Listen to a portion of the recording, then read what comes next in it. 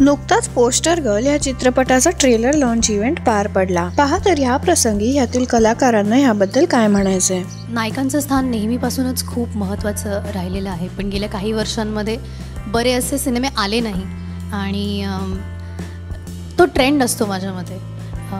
आता परत सुरू होईल असं वाटतंय, पण ह्या सगळ्याच्या पलीकडे जाऊन महत्त्वाचं मला असं वाटतं की नायिका प्रधान सिनेमा असो किंवा तुम्ही लीड रोलमध्ये आहात, या पलीकडे हा सिनेमा महत्त्वाचा यासाठी वाटतो की हा विषय खूपच अत्यंत महत्त्वाचा आहे, ज्याच्यावर अशा पद्धतीने कधीच पाहिलं गेलं नव्हतं।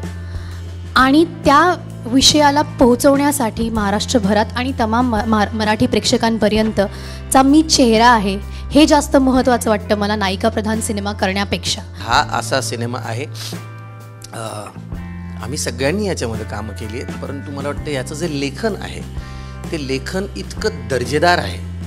आणि दर्जेदार असताना सुद्धा म्हणजे आपल्याकडे बऱ्याच वेळेला असं होतं ना की एक अत्यंत दर्जेदार सिनेमा आहे पण तो आउट ऑफ द बॉक्स आहे, म्हणजे तो असा बॉक्स ऑफिसवर नाही चालला पण तो सिनेमा फार चांगला आहे असं नाही। हा चालणार सुद्धा आहे, हा लोकांपर्यंत पोहोचणार सुद्धा आहे आणि तरीसुद्धा दर्जेदार आहे, विनोदी आहे तरी दर्जेदार आहे। आणि हा विनोद अत्यंत गंभीररित्या केला गेलेला विनोद आहे।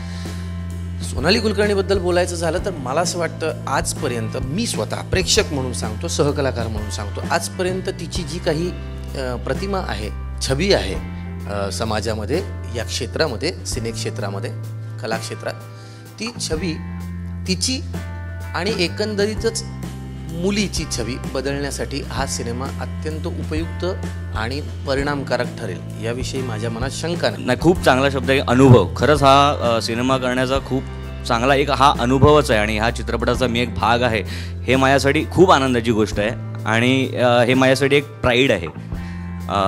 कारण सिनेमाचा जो सब्जेक्ट आहे आणि हेमंत आणि समीरने एक गट्सी एफर्ट आहे असं मी नक्कीच म्हणेन। आणि ह्या रोलसाठी माझी निवड केली ह्याचं सगळं क्रेडिट ह्या दोघांना जातं ॲक्च्युली, कारण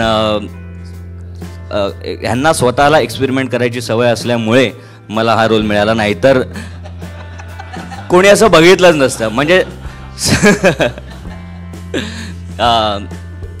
समीरने पोस्टर बॉईजमध्ये मला कास्ट करून एक वेगळा रोल दिला होता, तिथे मला काहीतरी थोडंफार जमतं असं दाखवण्याची एक संधी दिली होती आणि त्यामुळे टोटली काहीतरी वेगळं या सिनेमात करूया म्हणून कॉन्शियस एफर्ट घेऊन हा रोल त्याने दिला आणि आय होप तुम्हाला सगळ्यांना तो रोल खूप आवडेल। आणि सोनालीबद्दल जर सांगायचं झालं तर काम तर ती चांगलं करतेच, ती एक चांगली ॲक्ट्रेस आहे, ती एक स्टार आहे, नो डाऊट अबाउट इट। पण त्याहून पलीकडे एक ॲक्टरकडे जे असावं लागतं ती म्हणजे सिन्सिरिटी आणि डिसिप्लिन।